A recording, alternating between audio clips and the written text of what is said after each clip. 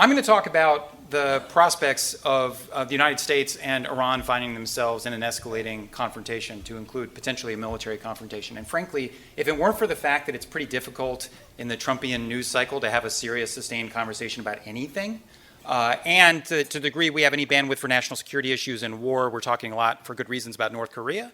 If it weren't for those two things, we'd be talking a lot more about the prospects for a military conflict between the United States and Iran. And I really want to talk about two pathways to confrontation. One is friction over the JCPOA, and that's a good segue from the previous talk. But the other is actually a number of friction points across the region that I think are important for us to keep in mind. All right? So first, let's talk briefly about the Joint Comprehensive Plan of Action. Obviously, this isn't just an agreement negotiated between the United States and Iran. It was negotiated with the P5+1 and the European Union and Iran, and then codified in a UN Security Council resolution. So it's very much a multilateral international agreement. Whatever else one thinks of the agreement, it puts significant long-term constraints on the ability of Iran to produce weapons-grade uranium or weapons-grade plutonium, and puts upon Iran the most stringent verification and transparency mechanisms of any negotiated nonproliferation arrangement. It was hailed by the vast majority of nonproliferation and arms control experts, whatever you think of those folks, but not by, of course, the incoming president of the United States, who during the campaign and during the transition, and as president has repeatedly referred to this as a disastrous deal and most often as the worst deal ever, alongside the TPP being the worst deal ever and NAFTA being the worst deal ever and the Paris Climate Accords being the worst deal ever. There are a lot of worst deals ever, but this is right up there for the President of the United States. What has he done about it?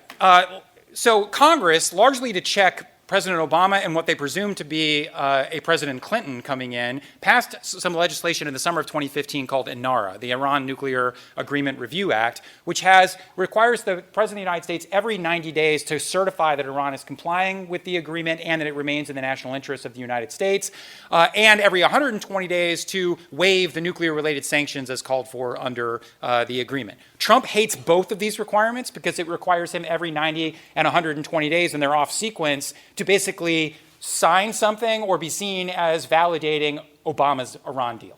All right? He hates this. He's told his advisors repeatedly he doesn't want to do it, and so last October he decertified the Iran deal. He refused to acknowledge that the sanctions relief was proportional to the benefits we were getting from the deal. That triggered a 60-day period where Congress could have, on an expedited basis, reimposed nuclear-related sanctions. Congress decided not to do that. Next up was a decision by Trump in January of this year as to whether to re-waive the sanctions. And the president basically said, I will do it, but this is the last time. That unless Congress and the Europeans work together to fix the deal, I will kill it. I'll walk away from our obligations under the deal. By the way, that clock is ticking. The next sanctions waivers are due on May 12th, which for those of you who pay attention to the Middle East is also the day of the Iraqi elections, so it's going to be awesome. And 2 days later, we open the embassy in Jerusalem. Awesome. And the day after that, it's Ramadan. Awesome. So it's going to be a great time in the Middle East in May. Stay in and around Palo Alto is my recommendation. In any case, what Trump wants Congress and Europe to fix are three big issues that he calls disastrous flaws with the agreement. One is the sunset provisions, which allows the constraints, especially on uranium enrichment, to start falling away at years 10 and 15 of the deal. And the criticism being that after that point, Iran can build an industrial scale enrichment capacity that would shrink the breakout time for producing weapons-grade uranium to a very low level. The second thing they want to do is have a side agreement on ballistic missiles, especially long-range ballistic missiles, and the possibility of an intercontinental ballistic missile that could deploy a nuclear weapon down the road. And the third is to ensure that the IAEA has true anytime, anywhere inspections to include on Iranian military facilities. Essentially, I think the Europeans and the State Department are trying to work around the president to do the bare minimum that would allow the president a face-saving measure to continue to waive the sanctions. It's going to be really tough for them to get there. I think they can probably get an agreement on missiles of some kind. They may be able to get an agreement that basically says the IAEA should be able to go wherever the IAEA wants, which they're allowed to do under the JCPOA anyway, and maybe that's a fudge factor that can get slipped by the president. I don't have much faith that the sunset issue will be addressed in a way, because essentially Trump does not want to renegotiate with the Iranians. He doesn't want to reopen talks with the Chinese or the Russians. He wants to essentially have Congress and the U.S. administration and the Europeans agree on a fait accompli strategy that basically says, here's the new unilaterally negotiated addendums to the Iran agreement, and if you don't like it, we'll reimpose sanctions. It doesn't matter what the original agreement said. If that's the play, I don't think the Europeans will ultimately end up going along with it to a sufficient degree. So that means we're approaching, I think, a train wreck on the JCPOA. I hope not, but I think we could be. Then the question is, what does Iran do? Iran has essentially signaled, I think for the reasons that you just heard, that they'll stick with the deal as long as they continue to get benefits of the deal, which largely means the rest of the P5. So that's not good. All right.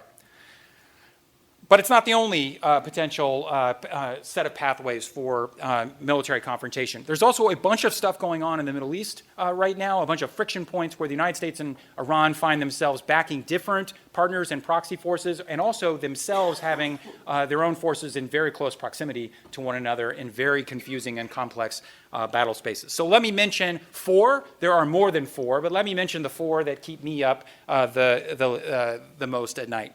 The first is the mid-Euphrates River Valley. This is, anybody know who this guy is? Qasem Soleimani, head of the IRGC Quds Force, most powerful man in the Middle East. He can do more with $5 billion than we can do with $600 billion, apparently. But this is him hanging out with a number of pro-Iranian militia and advisors at the Abu Kamal crossing point between Syria and Iraq. Essentially, about 98% of the territory that ISIS used to control in Iraq and Syria has now been taken back. The territorial caliphate has been smashed, but the 2% of it is all here in the mid-Euphrates River Valley between Deir ez-Zor, which is about here, and the Abu Kamal border crossing. So there are a few thousand ISIS fighters spread throughout towns and villages here. Here's the rub.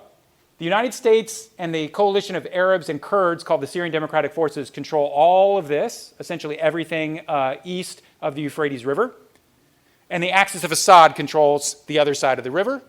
And the problem is there's some strategic oil and gas resources on the wrong side of the river if you're Bashar al-Assad or if you're a Russian mercenary organization that could get a cut of one of these facilities if you seize it. And so there's a scramble in essence to seize the territory in this space, and it's bringing us and the Iranians and the Russians and Assad's forces in very close proximity. So in the last year, you've had the Americans downing some Iranian drones that were probing U.S.-backed forces down in this part of Syria. And then, of course, 3 weeks ago, you had Assad-backed militia backed by probably 100 Russian mercenaries or more that crossed the river and tried to seize one of these facilities, and the Americans retaliated, killing maybe as many as 200 pro-Assad forces, to include scores of Russian mercenaries. And there's no reason why that can't happen again, but with Iranians involved. Okay, so the mid-Euphrates River Valley is a problem. The second area that's a problem is southwestern Syria across the Golan frontier. And if you're wondering what this picture is, that's an image of the debris of the Israeli F-16 that was shot down a couple of weeks ago by Syrian anti-aircraft fire. So back to the map here. Essentially what the Israelis and the Trump administration, I think for good reason, worry about is the degree to which Iran has been able to set up camp and deepen its tentacles all across Syria as a consequence of the support they provided Assad during the war. All of these red dots are Iranian facilities or bases at which Iran or its proxy forces have forces inside of Syria. By the way, the drone that was launched essentially came from here. So about 2 weeks ago, the Iranians sent a drone into Israeli airspace. According to reports, this was a reverse-engineered American drone. You might remember in 2011, the Iranians captured a downed American drone. They apparently reverse-engineered the stealth drone, but it turns out not to have been very stealthy when they did it. And so the Israelis shot the drone down. The Israelis then retaliated by going all the way into central Syria and bombing the Iranian base from which the drone came there. As the F-16s were coming home, an Israeli jet was shot out of the sky by a Syrian air defense system in southern Syria. It crashed in northern Israel. The Israelis then retaliated by hitting about a dozen targets, about 4 air defense batteries from the Syrians and another 4 Iranian targets on the Syrian side. So things got real. Things only calmed down largely because Vladimir Putin called Bibi Netanyahu and told him to stand down and that they would work on settling things down. And then I think because ultimately the Israelis and the Iranians both have reasons to be somewhat restrained. The Iranians because they don't want to drag the Israelis in and topple Assad at the very moment where it looks like Assad's going to win the civil war. And the Israelis because they don't want a war across their entire northern front that would essentially paralyze the Israeli economy given the hundreds of thousands of rockets that Hezbollah in Lebanon and Iranian forces in Syria can launch and hit infrastructure all throughout Israel. So there's a degree of mutually assured destruction, but it's very tense. And I don't know how many of you were at the Munich Security Conference, but Bibi Netanyahu, who loves props, did not bring a cartoon, Wile E. Coyote cartoon bomb this time, but he did bring a piece of the Iranian drone, right? And he held it up and he stared at Javad Zarif, and he said, "Do you recognize this? You should. It's yours. Go back and tell your tyrant masters in Tehran, don't screw with us. Don't test Israel's resolve. And if you hit us again, we're not just going to hit you back in Syria, we'll hit Iran." All right? And Zarif said, it's a cartoonish circus. If they do anything, they'll live to regret it. Other senior Iranian officials have said as much. And so the stage is really set, I think, for the possibility that something the Israelis and the Trump administration fear very much, which is kind of a land bridge that goes all the way from Iran through Iraq, across Syria this way and this way, into Lebanon, and that the Iranians will build manufacturing facilities inside Syria for long-range precision strike missiles, that you have a scenario in which you could have a major confrontation at some point between the Israelis and the Iranians inside Syria and probably Lebanon. And it's hard to imagine the Americans staying out of that, especially if with this particular administration. All right. These aren't the only places where stuff could get real, of course. The other place that I think is worth keeping in mind is Iraq. So ISIS has essentially been defeated in Iraq. There are currently 8,000 or 9,000 American soldiers, airmen, Marines, and sailors inside Iraq. That'll probably be cut in half in the coming months. But they are surrounded by about 100,000 Shia militia, about 30,000 of which are wholly owned subsidiaries of the IRGC. To include groups like Kateb Hezbollah and Asayb al-Haq and the Badr organization and some others. And there's a real possibility that two things could create clashes between the United States and Iranian forces inside Iraq. One is, if something happens elsewhere in the region, especially in Syria, the Iranians could easily retaliate horizontally by going after American forces inside Iraq. They haven't done that since the ISIS campaign kicked off. They used to do it all the time during the American occupation of Iraq following the invasion. They could easily turn the rocket teams back on, the roadside bombs back on. The other thing that could trigger it is if the Trump administration pushes the Abadi government too hard, too fast on demobilizing the popular mobilization forces, the Shia militia, and the Iranians may decide that they want to remind the Americans they have leverage too. All right? And so that's a problem, especially because if Americans start dying in Iraq at the hands of Iranians, then there's a real incentive for the Trump administration to push back. And I'll give you a sobering example of that in a moment. Last but not least, in terms of flashpoints, is Yemen. The brutal civil war that's been going on there since late 2014 when the Houthis took over Sana'a, and then the next couple of months they took over the rest of the country. And the Saudis and the Emiratis have been prosecuting a pretty brutal air campaign against the Houthi-led government in Yemen. About 10,000 civilians at least have been killed. It's also a public health disaster. At least 1 million people are suffering from cholera. 7 million people are on the brink of famine. It's a really, really terrible situation. But it's also a situation in which the Iranians are probably providing the Houthis long-range strategic systems to include more accurate ballistic missiles. And you see Nikki Haley here standing at the Defense Intelligence Agency in front of a Iranian-provided, allegedly, I believe it probably was Iranian-provided, ballistic missile that the Houthis launched at the airport in Riyadh that either crashed or was shot down. It's unclear why it didn't hit the target. But I think that there's a real possibility that if the Houthis continue to launch these systems and actually hit a populated area and kill a lot of people or a major piece of infrastructure in Saudi, that you could see the Saudis themselves taking a shot at the Iranians with all of that American kit they've bought in recent years, or the Trump administration being dragged in. All right. These are not the only flashpoints. There's a lot of flashpoints at sea, especially in the Strait of Hormuz and the Bab el-Mandab and other sea lanes where the American Navy and the IRGC Navy operate in close proximity, so stuff could happen. I want to end, though, by saying that the thing that keeps me up the most is if you have all of these friction points, accidents happen. People can get killed. There's a lot of fog of war and a lot of friction.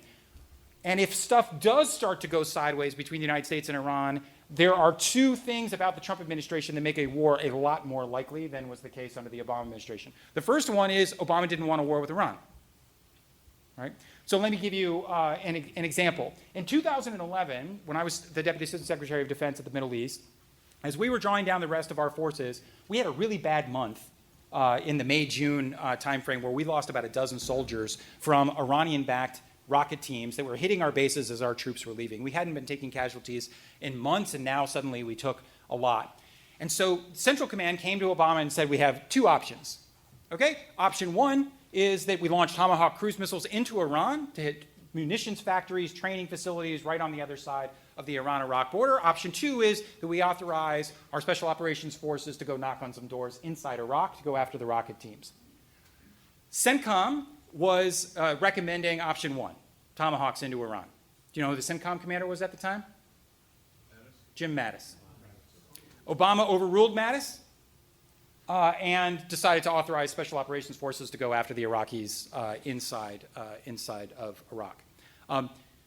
Look, there's a lot of disagreements within the Trump administration, but they are universally hawkish on Iran. And if McMaster is replaced by somebody like John Bolton, it's going to get even worse. But this is an area where I think some of the restraint that the adults in the room have had in the Trump administration may fall away if blood is actually shed. Point number two, and then I'll sit down, is that there are no sustained channels of communication between the high-level leadership in Washington and Tehran. Let me give you another example. All right? In mid-January of 2016, right before the Iran nuclear deal actually started to go into effect, you'll recall that about a dozen U.S. sailors drifted into Iranian waters and were swept up by the IRGC Navy. John Kerry called Zarif half a dozen times in a 24-hour period, and those guys were returned without a shot fired. All right? Raise your hand if you think if the exact same incident happened tomorrow, it would end without a shot fired. There's a technical term for that? No frickin' way. All right? There are no channels of direct communication between the Trump administration and the Iranians at the highest level to calm down military tensions and prevent an incident from escalating. Instead, you have folks who are likely to engage manhood on both sides, and you also have domestic political incentives on both sides. And especially as the investigation gets closer to Trump, frankly, I worry about some wag the dog concerns as well. So I will end where I started, which is this is a space we should be very worried about. And the fact that we aren't more worried about it is a symptom not of that I'm wrong, and maybe I'm wrong, but more because we're just distracted by 1,000 other things that seem crazy and that we should worry about them. But this is a space we should watch very, very closely. Thank you.